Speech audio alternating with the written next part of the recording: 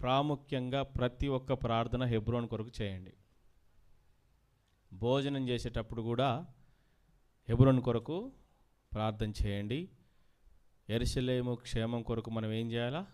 ప్రార్థన చేయాలి. కాబట్టి దైవజనుడు భక్త సింగ్ గారు ఉన్నప్పుడు దినాల్లో ఒక వెలుగు వెలిగినటువంటి పరిస్థితి. ప్రపంచమంతా కూడా తన పరిచర్య ద్వారా, దాసుని యొక్క సేవ ద్వారా దీవించబడింది. నేటి దినాల్లో భ్రష్టులైనటువంటి వారు ప్రవేశించి దేవుని యొక్క సంఘాన్ని అపాస్పాలు చేస్తూ ఉన్నారు. కాబట్టి వారి పేర్లు కూడా మాట్లాడడానికి కూడా చాలా బాధాకరమైనటువంటి సంగతి. కాబట్టి ఇదంతా కూడా కేవలము డబ్బు కొరకు జరుగుతుంది. కేవలము దేని కొరకు?